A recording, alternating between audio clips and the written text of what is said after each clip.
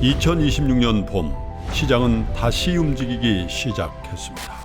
전쟁, 금리, AI, 거대한 변화들이 새로운 흐름을 만들어냅니다. 지금 우리는 그 한가운데 서 있습니다. 이 흐름은 어디로 향할 것인가, 그리고 누가 먼저 읽어낼 것인가. 시장의 미래를 남들보다 먼저 만나는 단 하루. 이선엽의 스윙당하지 않고 승리하는 필승 투자 전략, 박병창의 변동성장에서 수익을 내는 막강 포트폴리오, 여주사 빈센트가 제시하는 주도주 투자 전략, 김장렬의 AI 반도체 핵심 공략주, 장훈준의 2분기 성공 투자 전략, 이권희의 지금 꼭 사야 될 주식 아이디어, 그리고 저 김프로의 마켓 인사이트와 친절한 해설까지. 요동치는 장에서 살아남기 위해 지금 꼭 들어야 될 주식 투자 전략. 지금 여러분께 가장 필요한 모든 주식 투자의 노하우와 인사이트가 단 하루만 여러분께 공개됩니다. 그리고 어디서도 가질 수 없는 단 한 번의 기회, 최고 전문가들과의 1:1 멘토링까지. 2026년 4월 18일 세종대학교 대양홀. 지금 바로 이 선택이 여러분이 자산가가 되는 첫걸음이 될 것입니다. 한정된 좌석을 지금 바로 선착순으로 모십니다. 영상 하단의 링크를 클릭하세요. 네, 3월 31일 화요일 여의도 인사이트로 이어가겠습니다. 말씀드린 것처럼 보고펀드 자산운용의 주식운용 본부장으로 계시는 이한영 본부장 모시고 인사이트 나눠보도록 하겠습니다. 본부장님 안녕하세요. 네, 안녕하세요. 반갑습니다. 오랜만에 오랜만에 봬요. 뵙습니다. 저희가 네. 12월 연말에 네. 그렇죠. 연말에 이제 올해 네. 2026년 시장에 대해서 말씀을 나누고 그 맞습니다. 방송이 아마 완전 바로 네, 1월 1월 첫날에 초에 나갔었죠. 네. 네. 나갔으니까 분기가 네. 한 분기가 지났고 이렇게 뵙네요. 네. 와, 그래서 더 뭔가 감회가 새로운 것 같습니다. 네. 왜냐하면 1분기 동안의 시장에 너무 많은 일이 있었잖아요. 다이나믹했죠. 네. 또 하필 오늘 3월 31일 날 음, 오늘이 또 날이네요. 그러니까요. 네, 네. 항상 그렇게 중요한 네. 분기점에서 뵙는 것 같은데 지난 연말에 이제 뵀을 때 2026년 시장에 대해서 네, 네. 그때도 워낙에 시장이 그래도 좀 올라가는 네, 추세였기 네, 때문에 네. 하지만 1월에 바로 네. 그런 목표를 달성하고 네, 이런 네. 걸 보시면서 또 2월까지 왔고 네. 3월에 이렇게 5천을 겨우 지켜낸 여기까지 네, 보시면서 네, 그 쭉 1분기를 보신 소회를 네. 오늘 좀 알겠습니다. 듣고 싶은데 네. 어떠십니까? 좀 큰 얘기 먼저 해볼까요? 오늘 얘기부터 해볼까요? 뭐 사실 오늘 얘기들은 어차피 뭐 유가, 환율 네. 뭐 이런 것들이라 이거는 미세한 얘기들일 거고 네네. 일단 전체적으로 보면 섹터는 어차피 AI 신기술 테크의 시장이 열려버렸기 때문에 네. 섹터만 보면 사야 되는 거고 근데 또 보면 이렇게 이란 전쟁처럼 이슈가 생기면 한국은 이머징 마켓에 있으니 또 지수는 또 이제 팔아야 되는 시장에 포함돼 있고 이게 이제 합쳐진 상태에서 만들어지는 변동성 그게 이제 되게 심플하게 좀 표현해 보자고 하면 일단 그거인 것 같고요. 근데 결국은 저희가 리스크가 없었던 구간을 생각을 해보시면 결국은 그 성장 산업이 이끌어가는 실적 장세 그리고 그 유동성 장세 이게 합쳐졌던 좀 강하고 큰 장이다. 근데 이거는 뭐 단기 이슈로는 어쩔 수 없지만 요것도 지나가면 다시 회복되지 않겠냐라는 생각은 있습니다. 그리고 이번에 큰 흐름에서 이제 왔다 갔다 할 때 보면 저도 느낀 거는 뭐 일단 이슈들이 되게 많았지만 전체적으로는 일단 머니 무브가 발생이 돼버렸다. 왜냐하면 이 시장의 큰 변동성은 지금 지수가 3천, 4천, 5천, 6천으로 오면서 되게 다양한 자금의 성격의 자금이 다 시장에 들어왔거든요. 특히나 이제 작년 연말 4천 넘어가면서부터는 이제 대중의 자금들이 시장에 확 유입되는 형태가 나타났고 그러다 보니까 이제 경험치가 다른 자금이 다 시장에 섞여 있다 보니 그리고 그거를 6,300 고점에서 5,000원까지 이제 지수 20%짜리 변동성을 지금 이제 맞이하는 순간인 거죠. 그리고 이게 지금 어찌 보면 어떻게 또 결과값이 나올지 모르겠지만 3월 전쟁 터지고 나서 바로 이제 5,060까지 빠졌고 오늘 또 이제 5,050선이면 이게 이제 단기로는 저점을 두 번 형성하는 테스트 구간에 진입을 하는 거거든요. 예, 그렇게 되니까 이 과정에서 우리가 이제 학습 때 이 많이 유입된 다양한 성격의 자금이 어떤 학습을 거쳤냐에 따라 또 다음 패턴 좀 달라질 수 있다. 그런데 뭐 요렇게 이제 머니 무브는 일단 발생했다라는 거. 그게 이제 저희가 이 한 분기 동안 간격 사이에서 발생했던 이슈고 두 번째는 뭐냐면 결국은 아마 그때도 제가 드렸던 말씀 중에 하나가 트럼프 덕분에 그리고 트럼프 때문에 이제 그 미국에서 제조업이 없음이 이제 소위 말해서 이제 밝혀져 버렸고 그다음에 트럼프 때문에 이제 모두가 각자 도생해야 되기 때문에 저희가 이제 펀드의 주제나 이제 투자의 주제를 한국에서는 제조업에서 제일 잘하는 기업을 사자라는 거였는데 그거는 사실 더 강화되고 있는 과정이라서 네.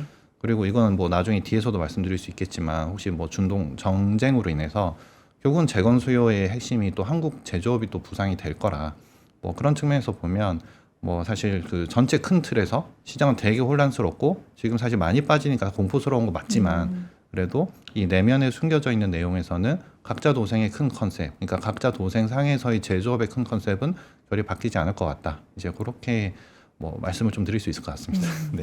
20년간 이제 국내 펀드 시장에서 운용을 직접 이제 해 오시기 때문에 그 숫자 이면의 본질을 오늘은 좀 많이 여쭤보려고 하는데 네. 지금 유가도 유가고 당연하고 이제 전쟁 이슈로 인해서 네, 유가가 네, 요동을 치고 오늘 우리 시장에서는 또 유가 이상으로 환율이 환율, 네.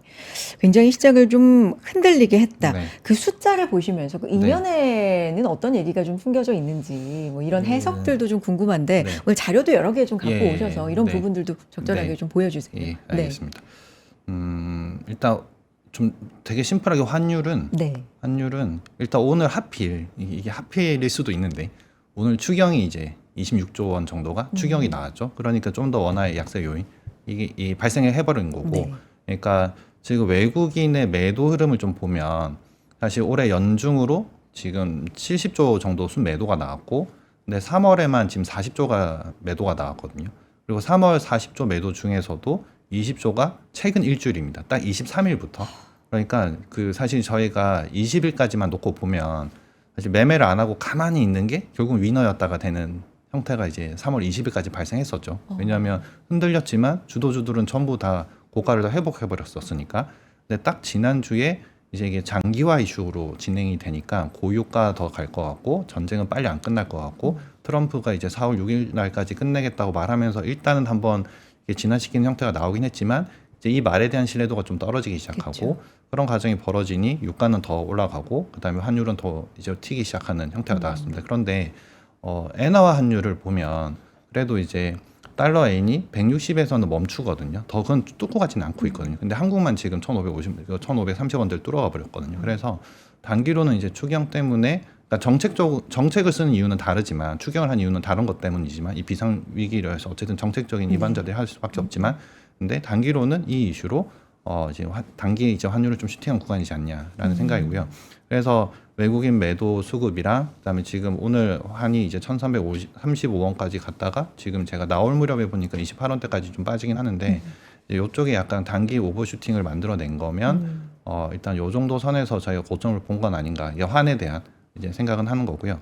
그다음에 지금 이게 되게 시장한테는 비우호적이죠. 요 두 가지 요인은 그렇지만 이제 결국은 이게 결국은 저희가 계엄 사태 이후에 요 정도 수준까지 올라왔고 그 말은 결국은 다시 이란 전쟁의 리스크가 반영된 레벨이 요 정도라고 하면 결국 이게 지금 저희가 4월 6일을 이제 첫 번째 디데이로 꼽고 있으니까 그 정도 선에서 합의가 보거나 뭐 이제 종전이 돼주면 오히려 이거는 반대 요인이기 때문에 반대 요인은 지금 매도 일변도인 외국인 수급에서는 오히려 이제 전환점으로 만들어줄 수 있지 않을까? 약간 요게 하나가 있고요. 그다음에 유가는 사실 이게 저도 전쟁 처음 났을 때 저희 그 고객 레터 이런 거 나갈 때 보면 이제 저희도 운용사다 보니까 고객들한테 레터가 나가거든요. 나갈 때 전쟁 이슈보다는 유가가 고유가로 진입하게 되면 조금 힘들 수 있다라는 얘기는 드렸었거든요. 왜냐면 우리는 뭐 지금 사실 일본과 한국이 치명타인 이유는 네네. 유가의 수입 국가이기 때문에 그리고 제일 많이 수입하는 그렇죠. 나라니까 네. 그거였는데 사실 3월 20일 정도까지는 그까지는 반영을 안 했죠.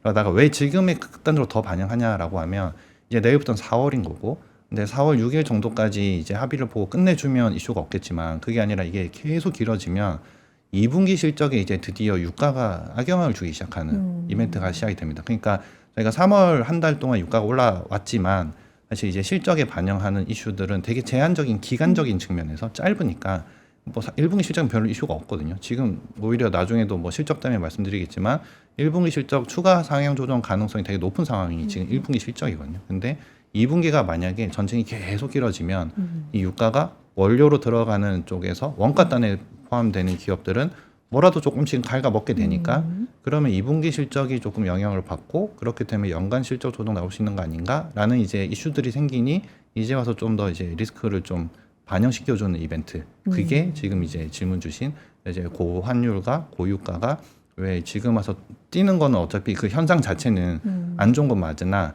지금부터는 그 전까지 지난주 전까지는 이게 이제 엄청난 우리한테 리스크라기보다는 그냥 단기 이슈로 지나가는 이벤트 정도였다가 오늘은 뭐 환율은 약간 다른 이슈가 같이 섞여서 이렇게 더 돋보이는 것도 있고 유가는 이제 4월이면 실적 영향 주는 거 아닐까라는 것도 있습니다. 근데 반대로 이것도 표현 똑같죠. 그러니까 지금 이 모든 요인이 결국은 그 첫 번째 디데이인 4월 6일 날로 종료가 좀 되어 주면 사실은 2분기 실적 영향도 되게 수면으로 깔아듣는 거라서 그래서 기승전 일단 종전이 필요하다. 네, 그렇게 보시면 될 것 같습니다. 본부장님 그 지금 말씀 중에 외국인 매도 있잖아요. 네, 네, 네. 이제 말씀 정리해 보면 연중 70조를 네, 네. 팔았고 네. 근데 3월에 거의 맞아요. 40조였고 그게 이제 최근 네. 며칠 동안에만 네. 20조였다. 네, 네. 그러니까 정말 집중적으로 집중적으로. 계속 팔고 있는 건데 이게 도대체 언제 멈출까? 네. 혹은 매수로 이제 돌아설까? 예, 이런 네. 부분도 시장에서는 굉장히 네. 중요한 포인트로 보잖아요. 네. 근데 일각에서는 네. 이런 얘기도 있더라고요. 코스피 내 오히려 외국인 지분율은 상승을 네. 한다. 네. 왜냐하면 이미 외국인이 반도체를 좀 네. 과도하게 들고 있었는데 네, 네. 이 반도체를 중심으로 해서 올라왔다 보니까 네, 네. 그 지분 네. 그 비중을 그렇죠. 좀 줄이는 거다. 그러니까 네. 리밸런싱을 예. 하는 거다라는 이제 논리거든요. 네, 네, 네. 요건 어떻게 네, 봐야 지금 될까요? 실제 삼성전자랑 하이닉스의 외국인 지분율은 좀 많이 빠졌죠. 삼성전자도 이제 50%대 이상에서 40%대까지 네네. 내려본 상태니까. 그래서 근데 코스피 전체 외국인 지분율은 그렇게 많이 안 빠졌거든요. 아. 그러니까 빠지는 각이 전자닉스는 이만큼 폭으로 빠졌으면 전체 지분율은 이거 영향이 있으니 빠지긴 빠졌지만 그래도 저도 지난주에 체크해 보니까 35% 후반대거든요. 그러니까 지금 저희가 6,000선 넘어설 때 37까지 올라갔던 게 한 1% 정도 빠진 겁니다. 아. 그래서 이거는 약간 크게 다른 거에 영향 줬다기보다는 사실 그 국내 지수가 많이 올랐던 과거에도 보면 외국인이 사서는 아니거든요. 국내 수급이 붙어서였지. 외국인 또 많이 오르면 또 팔았던 거고 자연스럽게 되는데 이번에는 전자닉스가 워낙 많았던 상황이니까 그쪽에서 좀 일단 챙기고 보는 형태가 좀 많이 나오지 않았나. 그리고 또 많이 올랐으니까 이제 그래서 액티브성의 이제 매도 자금이거나 아니면 한국 증시에 대해서 뭔가 좀 해지를 걸어야겠다 하는 쪽들은 팔고 나가거나 뭐 이렇게 할 수 있는 악영향은 있지만 전체적으로 봤을 때는 외국인 수급이 집중적으로 다른 섹터를 막 팔고 이건 아니기 때문에 그리고 저거 하나 더 있죠. 그러면 그게 끝나려면 그러니까요. 유동성 장세가 끝났냐를 우리가 판단해야 되는데 사실 어제 그 파월이 이제 하버드에서 연설한 게 어찌 보면 우리가 4월, 5월에 확인하고 싶었던 멘트가 먼저 좀 나온 것 같거든요. 왜냐하면 파월에도 이제 물가의 이슈는 사실 없어 보인다. 그것까지는 했고 또 관찰이 필요하다. 그 다음에 또 다른 얘기 뭐냐면 경기도 신경 써야 된다가 됐기 때문에 그렇게 되면 연준이 급하게 올리지도 급하게 내리지도 않은 이슈가 된다면 사실 지금 시장은 오히려 전쟁 때문에 하반기 금리 인하에 대해서 어쩌면 연준에 대해서 막 요구하던 그게 전쟁으로 인해서 사실은 사라진 상황이 돼버린 거거든요. 역설적으로. 그렇게 되면 금리를 인상하지만 않으면 지금 낮아진 레벨에서의 금리가 지속된다라고 했을 때 유동성 장세가 끝이 났냐라고 하면 그건 아니다가 되기 때문에 그래서 이제 우려하는 외국인의 탈출보다는 지금 여기에서 이 전쟁 이슈가 해소됐을 때 각종 리스크 프리미엄 때문에 팔아나갔던 이런 이슈들이 되돌림이 나올 가능성 좀 더 큰 거 아니냐 그렇게 보고 그리고 그렇게 많이 매도가 나오고 있지만 결국은 국내 수급이랑 그다음에 기관 수급으로 다 막아내는 상태고 그래 그게 지금 저희가 6천까지 올라왔던 과정에서도 사실 작년 9월 이후로 외국인은 전자닉스 산 적은 사실 없잖아요. 거의 없거든요. 근데 그러면 작년 9월달 이후부터는 어떻게 설명할 거냐? 네, 네. 안 되는 거죠. 그래서 그것보다는 지금 말씀드린 이런 로직으로 보면 오히려 지금 수준에서 이렇게 팔지만 오히려 가벼워진 외국인 수급이 또 반대 방향이 됐을 때는 좀 더 도움 줄 수 있지 않을까. 예, 그렇게 판단하고 있습니다. 알겠습니다. 전쟁이 일단은 뭐 끝나야 되지만 네, 네. 그 이후의 상황에 대해서도 얘기를 많이 네, 하는데 네. 어떻게 뭐 전쟁으로 인해서 변했던 부분이 다 되돌림이 네, 나올 것이냐, 네, 뭐 네. 올랐던 건 하락을 한다거나 네, 네. 하락했던 건 올라간다거나 네. 뭐 이런 부분이 다 되돌려질 네. 것이냐. 근데 에너지만큼은 네. 굉장히 각국의 에너지 안보가 얼마나 네, 중요한지를 알았다라는 네. 얘기가 가장 많이 나오는 예, 것 같아요. 네. 이런 부분에 대한 뭐 동의 네. 혹은 반대 의견 듣고 싶습니다. 그거 맞습니다. 네. 그러니까 제가 원래 항상 그 아마 전에도 한번 보여드렸던 것 같긴 네. 한데 지금 요 제가 페이지 띄운 거 보시면 그 오른쪽에 원래 이제 저희가 이렇게 스케줄을 잡아 보면 그 전쟁은 사실 시나리오 없었죠. 그러다가 2월 28일 전쟁이 발생을 했고 그다음에 이 컨셉에서 저희가 11월 달에 미국의 선거가 있는데 미국 선거는 결국은 트럼프가 발생시키는 각종 지정학 리스크 때문에 한국에는 그냥 기존에 원래 하던 그런 그 타코 트레이딩에 대응할 수 있는 그런 그 뭐죠 안보 관련된 기업들을 잘 사면 되겠다 요거였는데 전쟁이 발생했고 이 전쟁이 이제 우크라이나 때랑 좀 다른 거 뭐냐면 이거는 철저하게 주식 관점에서 이제 말씀을 드리면 우크라이나 러시아 전쟁 때는 한국 기업들이 그렇게 막 수혜를 받을 만한 거는 딱히 안 보였거든요. 재건됐을 때도.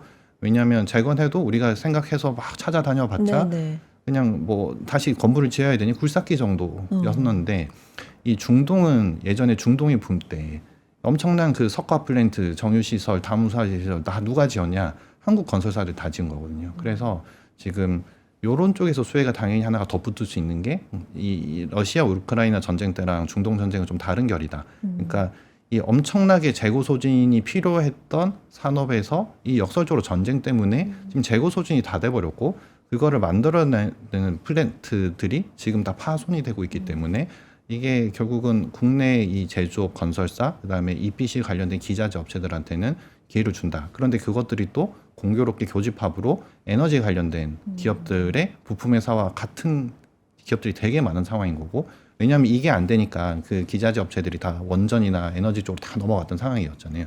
근데 이제는 석가 플랜트랑 원전 이런 게 같이 교집합으로 되니까 이쪽은 더더욱 더 좀 탄탄해지는 형태가 됐고 그다음에 지난주에 왜 트럼프가 사는 동네에서 공화당이 선거에서 져버렸죠. 네.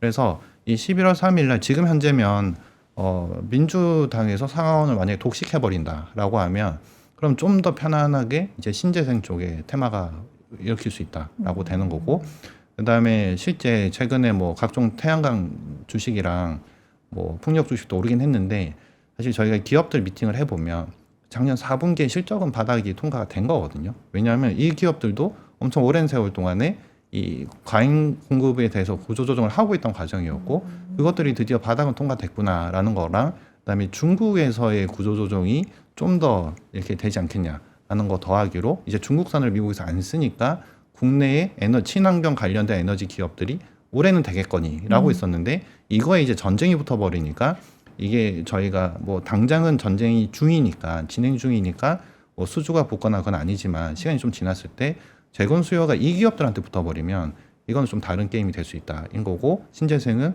이걸 받기 때문에 각자 도생 때문에 속도를 좀 더 붙이면 아마 저항은 없어질 가능성이 크죠. 그래서 지금 전쟁 이슈 때문에 저희가 고민해 볼 수 있는 거는 그러니까 재건 그러니까 전쟁 종료 이후에 생각해 보면 설정의 주식 관점에서는 그럼 그쪽 지역 지었던 건설사랑 기자재가 누구냐 한국 기업들이라는 거. 예, 그다음에 이것 때문에 발생된 각자 도생 상에서의 뭐 방산도 각자 도생이지만 에너지 원에 대한 각자 도생도 필요하기 때문에 그러면 신재생 촉발이 가능하고 그다음에 이제 원전은 같이 붙는다. 그러면 사실 이 섹터를 놓고 보시면 사실 그렇게 막 국내 기업에서는 새로울 것보다는 그냥 추가적으로 좀 더 이렇게 건설이랑 석화가 붙는다라고 판단하는 게 맞을 것 같습니다. 그렇군요. 그 이후까지도 우리는 일단 네, 좀 네. 생각은 해놔야 네, 되니까 본부장님 지난번에 인터뷰했을 때도 네. 그렇지만 이제 뭐 여러 가지 지표 이런 것도 중요하지만 네, 네. 기본적으로는 기업 네. 이익이 이익이 가장 중요하죠. 중요하다. 네, 실적이 네. 중요하다. 그걸 네. 바탕으로 이제 예, 예, 투자 예. 포트를 네. 짜신다고 네. 알고 있습니다. 네. 변함 없으신 거예요? 지금 같은 시장에서도? 네, 그게 지금 요 표인데 네. 이거 아마 제가 연말에 보여드렸을 텐데 네. 그 연말에 제가 나왔을 때는 아마 3분기 실적 기준으로 요 표가 만들어져 있을 거고요. 지금 4분기 실적 기준이고 이제 다음 주 4월 7일부터 삼성전자 실적 발표 그렇죠. 시작하니까 이제 한 달 뒤면 또 업데이트가 돼야 되는데 제가 그때도 강조드린 거는 이 영업이익의 증감률입니다. 증감률. 그러니까 지금 사실 전쟁 이전을 생각해 보시면 한국장은 되게 좋았죠. 왜냐하면 이 빨간색 선, 그러니까 이익의 증감률이 계속 치고 올라가니까 그러니까 증감률의 그래프가 기울기가 더 가파라지니까 이제 주가의 모멘텀으로 가장 중요한 거 이익의 증감률에서 증가율이 좋아지니까 그렇죠. 이쪽이 더 강했던 거고요. 반대로 미국 쪽은 사실은 이익 성장률이 작년이 이제 30% 중반대고 올해 10% 중반대로 떨어지거든요. 그러니까 사실 좀 이 모멘텀이 죽는 구간에 나오니 더 핫한 쪽을 찾으러 당연히 한국 쪽으로 실적 종목이 붙을 수밖에 없는 과정이었고, 그다음에 3분기 때 제가 나와서 이 26년도 이익 증감률이 저거 2분기 끝나고 19%였는데 3분기 끝나고 38%까지 올라왔고 지금 4분기 끝나고 이게 100%까지 올라와 버립니다. 그래서 아까 그 보셨던 차트처럼 이익 증감률이 튀어 올라가죠. 그래서 이 빨간색으로 표시해 드린 부분이 그 섹터별로 전년 대비 올해 더 좋아지는 쪽들인데 사실 개수가 많죠. 개수가 많다는 건 섹터가 되는 게 많다라는 거고, 그걸 오른쪽 표가 뭐냐면 섹터별로 지금 4분기 실적까지 발표한 거, 그러니까 결국은 작년 기준으로 끝내놓고 올해 연간 전망치까지 다 반영된 섹터별로 영업이익 증분의 순서 1, 2, 3, 4, 5등 이게 종목들인데, 이게 노란색이 뭐고 분홍색이 뭐예요? 노란색은 뭐냐면 그냥 작년에도 좋았고 올해도 좋은 아, 그냥 계속 좋은 기업들이죠. 네네. 그리고 분홍색은 뭐냐면 올해 턴어라운드 하는 기업들. 아, 그래서 약간 성격을 보시면 노란색 쪽은 그냥 전통의 수주 베이스의 제조업이 되게 많습니다. 그러니까 수주 베이스니까 작년 재작년부터 되게 좋기 시작했으니 올해부터는 좋은 수주의 물건들이 이제 매출에 반영되기 시작을 하는 거고, 그건 작년 2분기부터 시작이 됐고 이거의 가팔라짐이 이익률이 좋아지는 걸로 계속 증명이 되고 있는 과정이라서 사실 조선, 방산, 뭐 변압기 이런 쪽들은 그냥 작년도 좋았고 올해도 좋을 수밖에 없는 그런 상황으로 보시면 되고요. 이익 측면에서. 그다음에 이 분홍색들은 이제 반도체였죠. 그래서 제가 연초에 나왔을 때 반도체 턴하면 기판 기업들도 보셔야 된다라고 했었고, 왜냐하면 그런 것들이 분기별로 가동률이 조금씩 올라오기 시작하니까. 그래서 저희가 이런 거 봤던 건데 이미 주가는 반영을 해주고 있는 과정들 보시면 되고, 아까 메뉴에 원래 에너지, 화학, 비철 이런 쪽들, 이거는 사실 제가 철저하게 이거는 펀드 매니저가 펀드 관리할 때 용이지 개인 투자자 용은 아니라고 추천드리는 요 섹터들이 원래는 실적이 좋아진다 했던 가정이었습니다. 가정이 뭐냐면 올해 중국에 구조조정이 있으니 좋아지겠거니였습니다. 그래서 뭐 하나솔루션이나 OCI 홀딩스나 이런 것들이 그냥 숫자 퀀트식으로 잡혀 나왔던 것들인데, 이게 지금 정책적 모멘텀이 붙으니 주가가 한 번씩 툭툭 세게 튀어 올라 버린 형태가 나왔죠. 그런데 이거에 이란 쪽이 붙으니 저희 중동 전쟁 이후에 이쪽에서 발생된 재고 소진이랑 재건 수요가 붙으면 좀 다른 그림이 나올 수 있다입니다. 그래서 뭐 지금 실적을 보고 주도주가 바뀔 거냐, 아니면 이 시장으로 인해서 급락이 나왔는데 뭐 주도주가 또 바뀔 거냐라고 하면 사실 첫 번째 실적 기준에서 보면 바뀔 거 없어 보인다라는 거고, 두 번째는 뭐냐면 일단 많이 빠졌잖아요. 빠졌을 때 저희가 시장 대응할 때는 뭐냐면 1순위가 무조건 낙폭 과대주거든요. 낙폭 과대주인데 문제는 지금 낙폭 과대주가 차별적으로 낙폭 과대주가 없습니다. 그러면 다 똑같이 빠졌던 거거든요. 그냥 시장 인덱스 중으로 같이 빠져버렸기 때문에. 그러면 반등 나올 때는 그냥 실적 제일 좋은 주식이 튄다. 그러면 결국은 주도주가 반등할 때 확실히 더 세다라는 상황이고, 세 번째는 뭐냐면 저게 있죠. 뭐냐면 지금 다들 아마 3월 중순까지 3월 20일까지 저희도 매니저들도 마찬가지고 결국 아무리 판단해도 전쟁이 끝나버리면 주도주대로 가고 그다음에 조금만 1, 2주만 기다리면 실적 시즌인데 그러면 우리가 이거 매매해서 얻을 실익이 뭐가 있을까? 였었고, 그다음에 적었고 있었죠. 이게 지금 시장이 지금 4주째 한 3월 내도록 사거나 팔 시간을 안 줬거든요.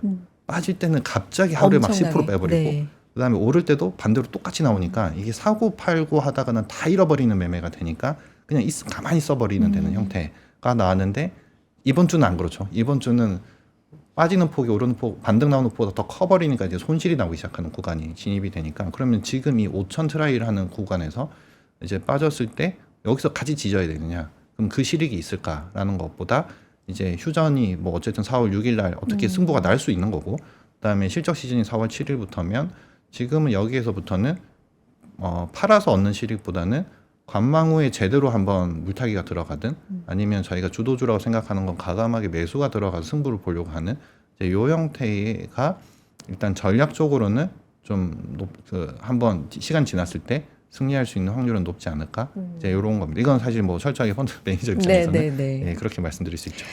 조금 아까 보여주신 그 장표에서 이제 노란색, 왜냐하면 기업 이름이 구체적으로 써있기 때문에 네네. 투자자분들이 좀 관심 있게 보실 것 같고, 왜냐하면 네. 이익도 중심으로 네, 해놓으신 거니까. 네.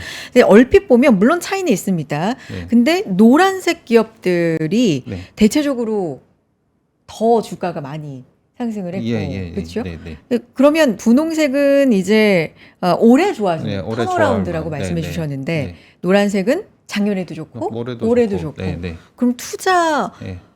비중을 두는 어떤 방법이라고 해야 될까요? 좀 더 집중하는 방법이라고 해야 될까요? 이런 건 그거는 어떻게 배분해요? 그거는 이제 첫째로 투자 성향에 따라 다르죠. 아. 네. 그러니까 좀 과감하게 베팅해서 한번 좀 단기에 좀 세게 가겠다고 하는 분들은 턴어라운드 하는 쪽을 노려야 되는 거고, 대신에 턴어라운드 기업들은 테마가 먼저 형성되고 실적은 뒤따라올 수도 있고, 아니면 원래 예상했던 만큼 실적이 빨리 올 수도 있습니다. 근데 그 시간 동안에는 시간의 간극이 존재하는 거잖아요.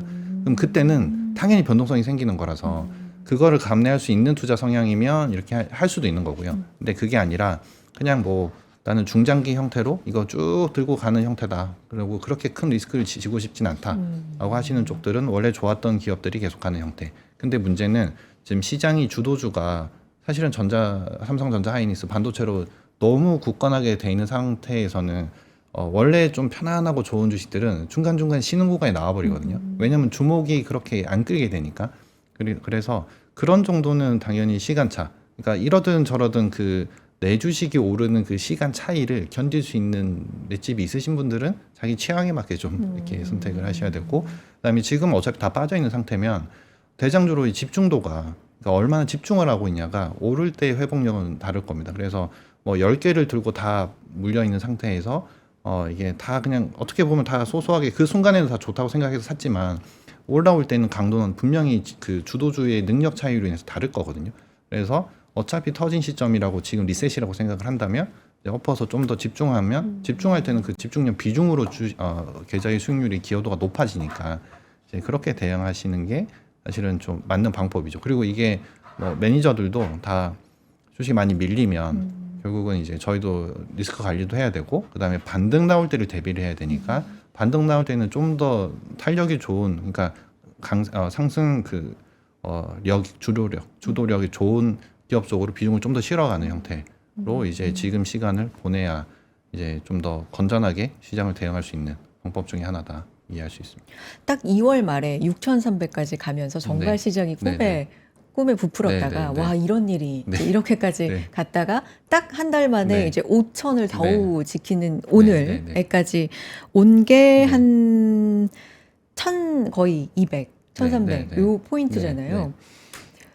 불확실성을 네. 트리거를 전쟁이라고 본다면 네, 네. 우리가 물론 많이 좀 급하게 예. 올랐던 네. 것도 있지만 전쟁이 트리거라고 본다면 전쟁이 마무리가 네. 됐을 때 네. 시장이 그 전으로 돌아갔을 때 그 전과 같은 어떤 성격일 거라고 네. 보십니까? 전자닉스 위주로 네, 네. 올라가면서 뭐 조방원도 거기 있고 네. 뭐 이런 성격으로 그대로 돌아갈 네. 거라고 보십니까? 아니면 성격이 좀 달라질 거라고 보십니까? 그대로라고 생각을 합니다. 그래요? 예, 아. 사실 바뀔 게 없는 게 저희가 엄청난 뭔가 새로운 신기술이 나오거나 네. 아니면 새로운 정책적인 테마가 나와줘야 되는데, 그러면 이제 시선이 글로 돌아갈 텐데 사실 지금 그거는 새로운 거 사실 없고, 그 다음에 이제 원래 주도력을 가졌던 기업들이 지금 전쟁 때문에 많이 묻혀 있긴 하지만 나오는 기사들 보면 계속 여전히 다 쇼티지다, 그다음에 가동률은 상승되고 있다, 그다음에 너무 물건이 없어서 장기 공급을 맺고 있다, 뭐 이런 것들 뿐이거든요. 그리고 사실 이 기업들이 가격 전가력이 있냐 없냐, 그러니까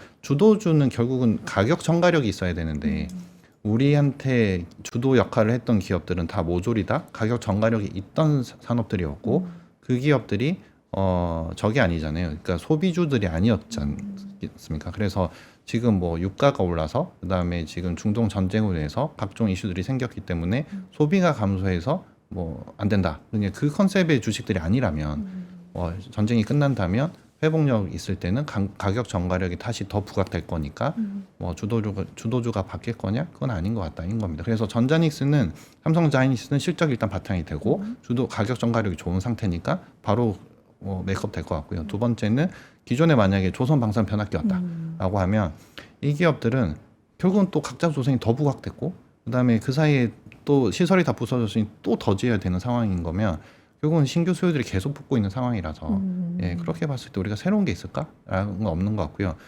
그냥 하나 정도 더 붙이면 지금 그 사이에 사실 좀 다른 이슈지만 우리나라 유통업체들이 실적이 되게 괜찮습니다. 그게 왜냐하면 한 가지 저도 이제 상상의 나래인데 생각해 보시면 어제 그제가 아마 편의점 주식들이 되게 좋았어요. 네. 근데 얘네가 언제 좋았을까 생각해 보시면 네. 코로나 때 좋았습니다. 어. 왜냐하면 못 나가니까 내수해서 소비를 써야 되고 네. 그다음에 편의점들의 점포가 반 정도는 다 지방에 있거든요. 근데 저희도 알다시피 뭐 지방에서의 인구 수는 감소하고 있고 그다음에 팬데믹이 끝났더니 전부 다 외국으로 나가버리니까 내수 소비는 당연히 감소했던 상황인데 만약에 지금 전쟁 때문에 고유가다.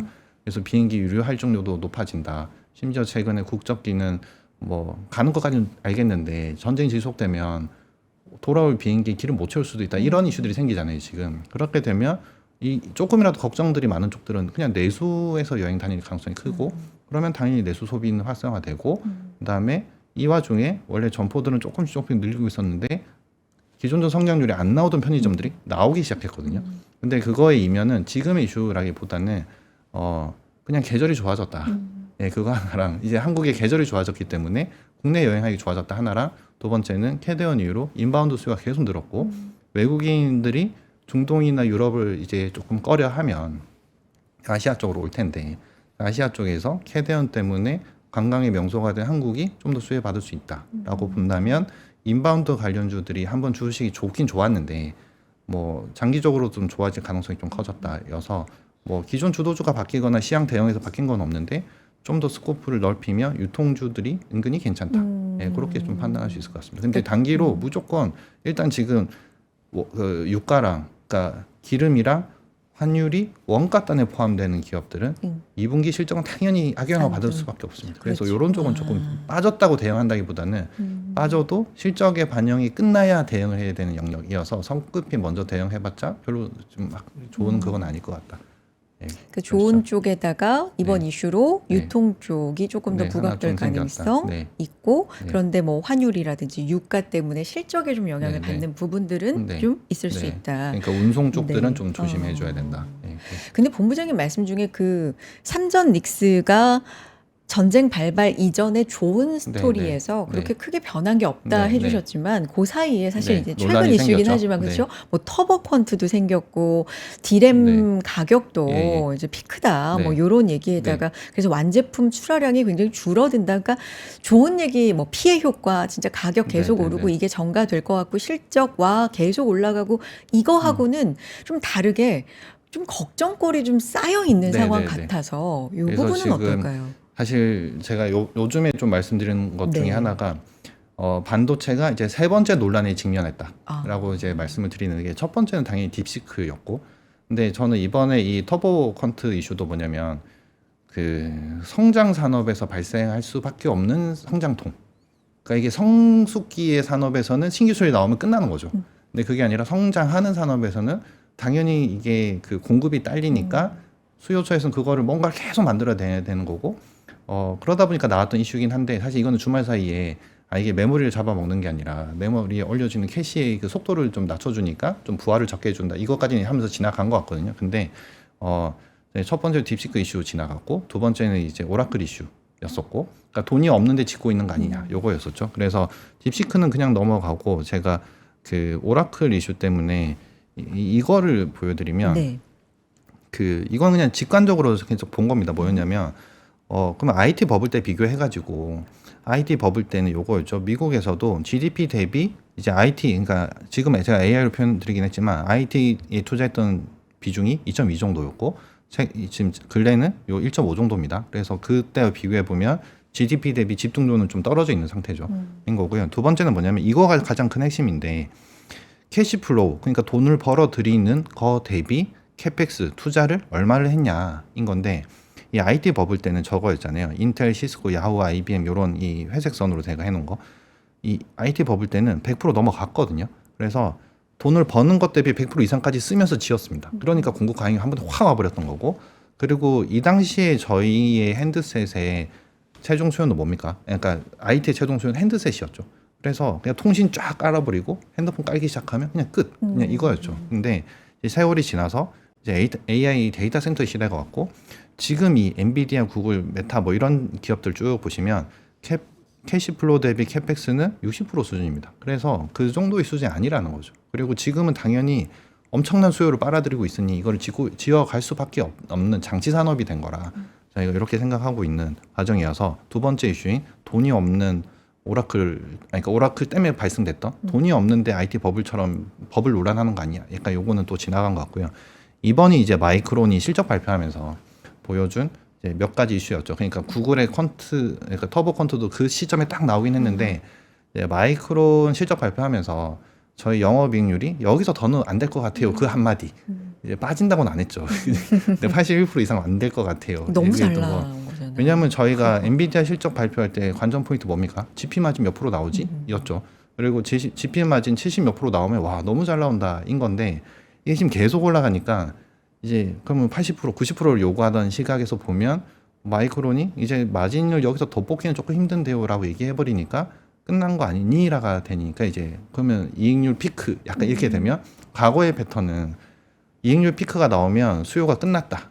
그러면 밸류에이션 먼저 빼버리니까 그럼 급락이다. 그러면 이걸 아니까 먼저 팔아야 된다. 이게 패턴이었거든요. 근데 지금은 이제 그때 마이크론이 한 번 더 얘기했던 게 뭐였냐면 장기 공급 계약을 합니다. 였었죠. 그런데 장기 공급 계약을 하게 되면 이제 여기에서부터 발생하는 논란이 밸류에이션 논란이 여기서 발생하는 겁니다.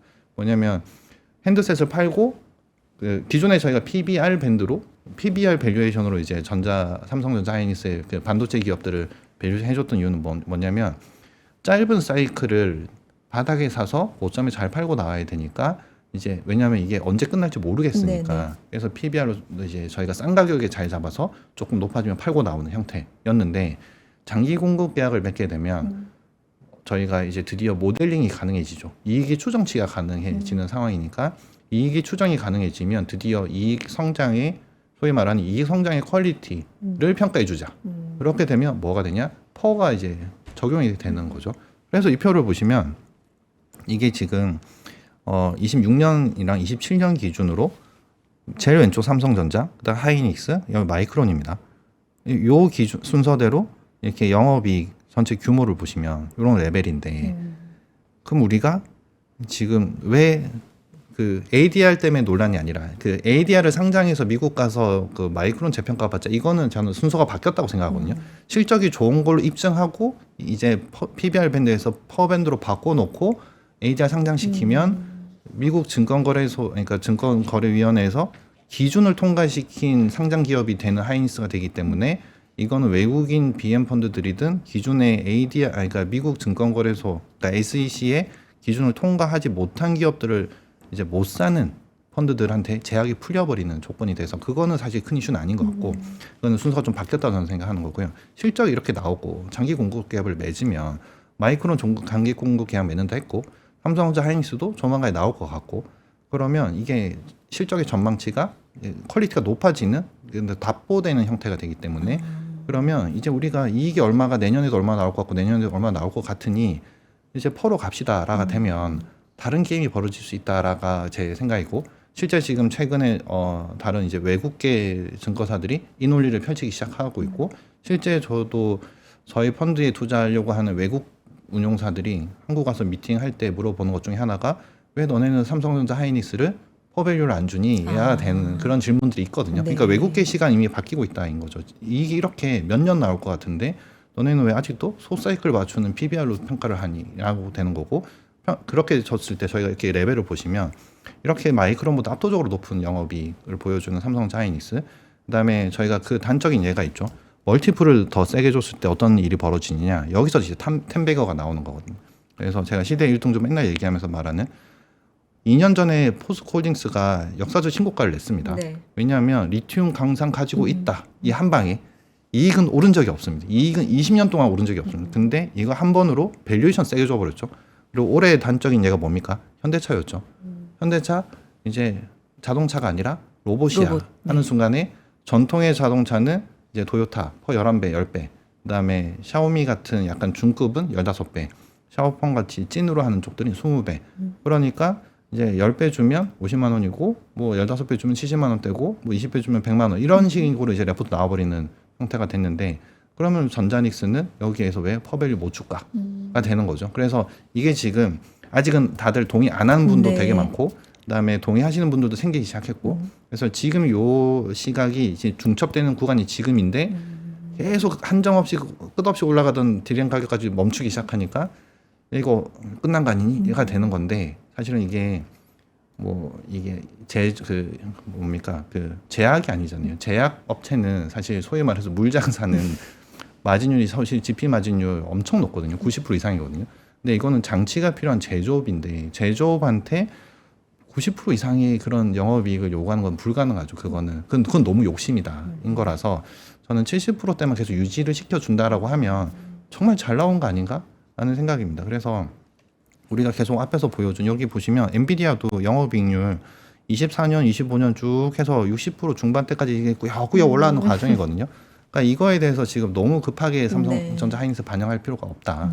그리고 그 논란은 지금 이제 밸류에이션 논란으로 기결되고 있다.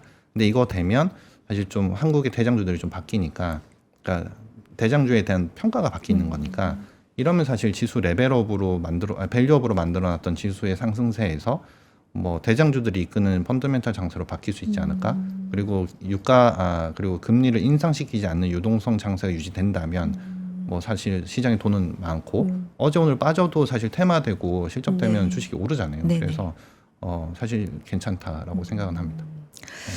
그렇군요. 그러면 전쟁 이슈 제외하고 단기적으로 우리가 삼성닉스 얘기를 하고 있었으니까 가장 좀 주시하고 있는 게 있다면 삼성전자 잠정 실적 그렇죠. 발표 네. 이제 네. 4월 네. 7일 네. 네, 이렇게 시장에서는 네. 알고 있는데 지금 30조 후반에서 네, 네. 한 42, 3조 네. 뭐 이렇게 얘기가 네. 나오는 것 네. 같아요. 예, 예. 어느 정도 기준으로 좀 그게 보면 될까요? 애널 분들이 네.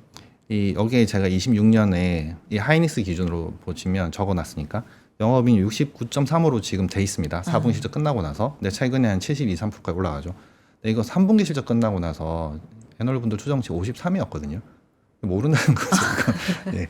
왜냐하면 이 엄청난 빅사이클에 그다음에 지금 실적에 반영되는 이 고가 마진의 HBM의 이 비중이 알고는 있지만 환율 효과랑 다 고려했을 때 이걸 모른다는 거거든요. 그래서 뭐 그러니까 어디까지 나올 거냐 그거는 사실 결국은 범용 디램과 낸드의 가격이 어디까지 반영된 게 이번 실적에 잡힐 거냐가 좀 뭐 플러스 알파 요인일 건데 뭐 지금 최근에 삼성전자도 그 정도까지 올라가고 있고요.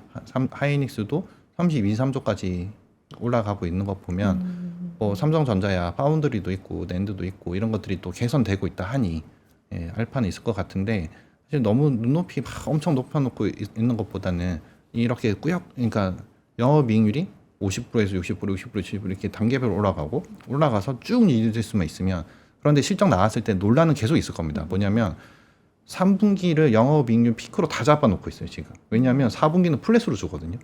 그래서 이거는 둘 중에 하나입니다. 시간이 지나서 그러니까 우리가 하반기 실적을 땡겨야 되는 시점이 됐을 때 본격적으로 반영을 해주려고 남겨놨을 거거나 그러니까 이걸 분석하시는 분들이 두 번째는 이제 모르겠으니 일단은 그냥 남겨놓거나 인 건데 정황상 빠질 개연성은 없다.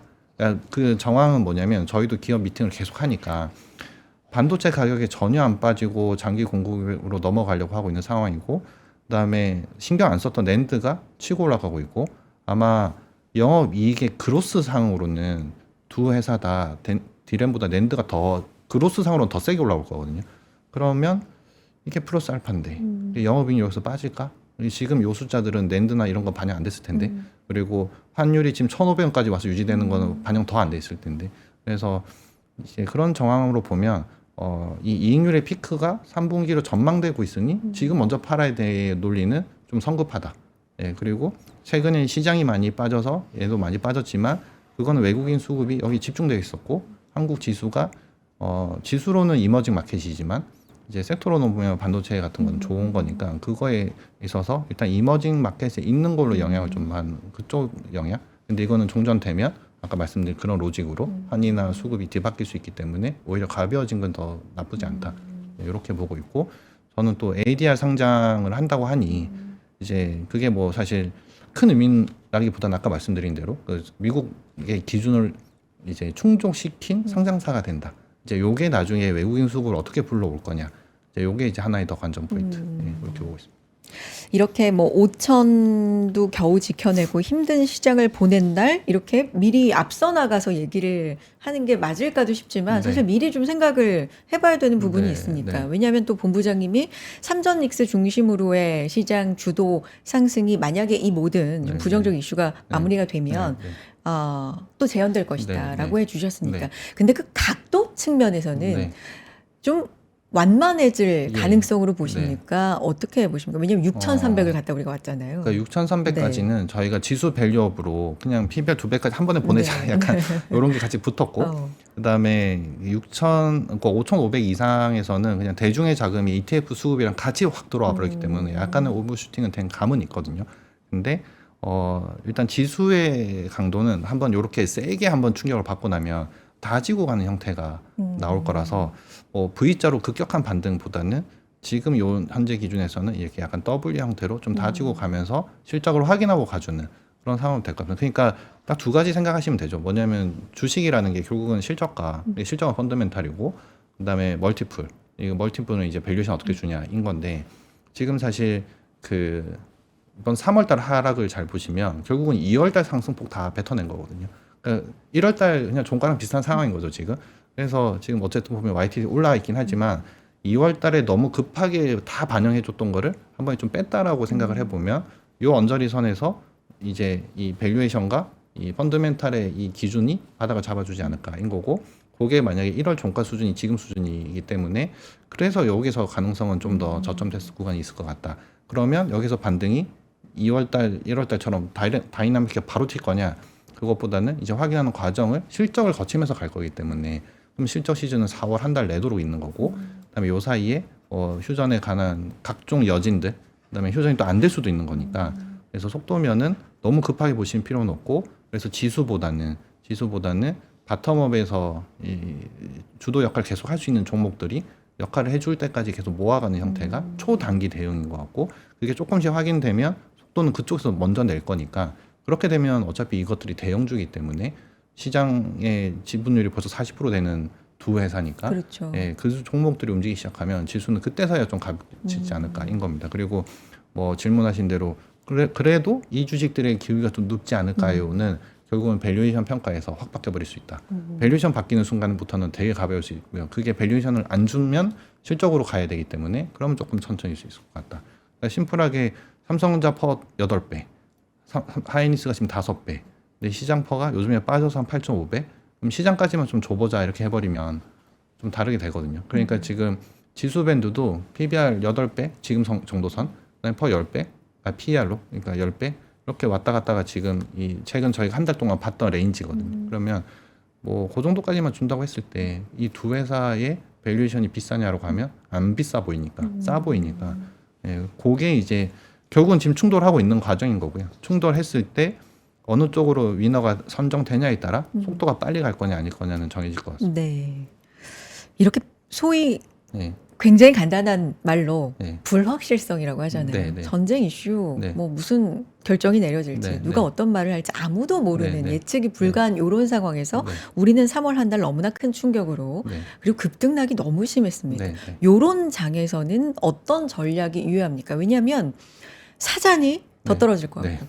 팔자니 요 불확실성만 지나면 네. 확 네. 올라갈 것 같아서 네. 네. 또 움직이지도 못하겠고 뭐 이런 부분도 있고요. 그래서 그냥 심플하게는 너무 매크로에 매크로 너무 신경 쓰면 사실 이제 대응이 안 되죠. 그래서 뭐 저희가 어차피 금리가 내려도 시중금리는 올랐고, 그러니까 기준금리는 내려도 시중금리는 올랐고, 그다음에 고용이 안 좋다 그러지만 고용 없는 성장은 나왔고, 그러면 원래 애초부터 연준의 키포인트였던 고용, 그거는 물가고, 고용은 이제 경기고, 그다음에 금리는 이제 물가죠.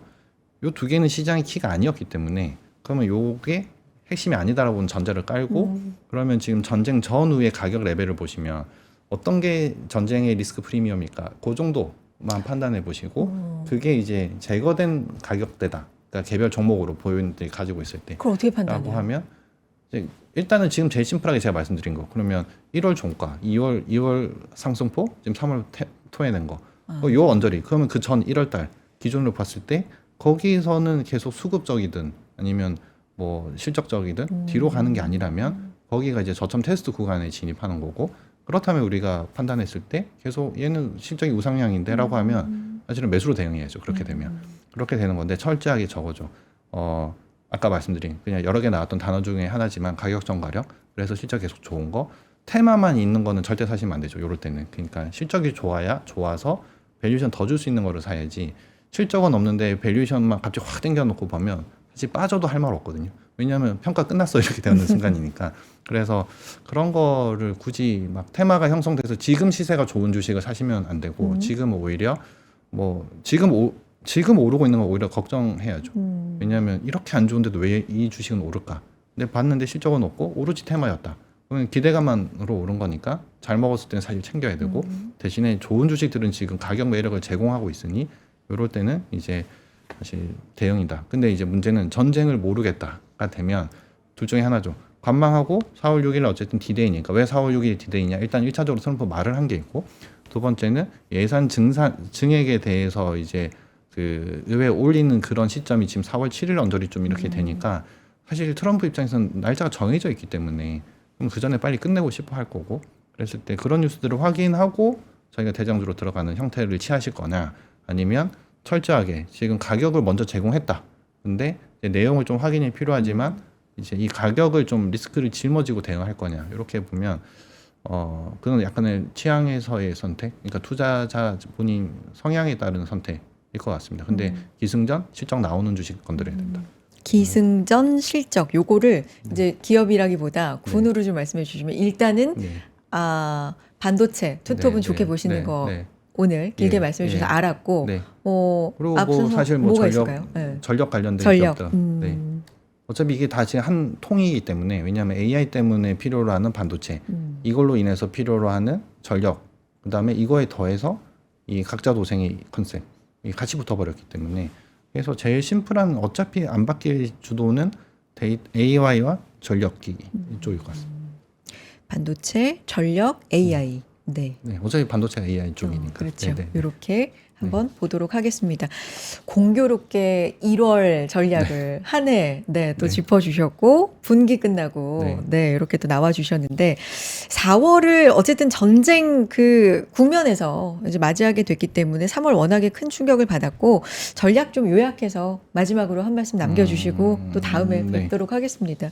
4월은 사실 매크로상에서 큰 이슈는 별로 없고요. 그러니까 전쟁을 제외해 놓으면 없고, 일단 실적 시즌이 제일 크고, 실적 시즌 때 저희가 이제 향후 2, 3분기 이후에 전쟁의 영향을 얼마나 잘 피해 갈 거냐에 대한 회사들의 가이던스, 이런 게 체크가 좀 필요하고, 그다음에 4월 중순부터 보면 또 바이오 학회들이 5월까지 쫙 이어지거든요. 그렇죠. 그럼 전체적으로 봤을 때 사실은 개별 종목 장세입니다. 그래서 이제 그렇게 대응함이 일단 가격을 준 시장에 있어서는 그냥 좀 합리적이다. 그래서 지금 가격을 너무 많이 뺀 상태에서 이제 사실 다 하기 싫으면 어차피 팔아야 되는 건 어쩔 수 없는데, 그게 아니라면, 그리고 이제 하고 있는 과정이라면, 그러면 오히려 좋은 단가를 만드는 계기로 4월을 좀 활용함이 이제 맞지 않나라고 생각을 하고요. 뭐 사실 이게 공포스럽죠. 저희도 오늘 뭐 아무리 뭐 저희도 매니저고 20년 하고 했어도 사실 이렇게 세게 빠져버리고 하면 사실 좀 멘탈은 흔들릴 수밖에 없는데, 결국은 지나고 나서 봤을 때 실적 앞에는 장사가 없다. 이제 그게 이제 저희가 생각이라서, 지금 말씀드렸던 이런 로직들, 그다음에 이 판이 뒤집힌 게 아니라면 이쪽에 집중하시고, 4월은 이제 그렇게 좀 더 약간 가격을 매력을 제공한 섹터와 앞으로 이어질 모멘텀 섹터 쪽으로 집중해 보시는 게 낫지 않을까, 이렇게 생각합니다. 알겠습니다. 오늘 감사드리고요. 오늘 여의도 인사이트는 보고펀드 자산운용 주식운용 본부장이신 이한영 본부장의 인사이트 함께했습니다. 본부장님 또 봬요. 고맙습니다. 고생하셨습니다.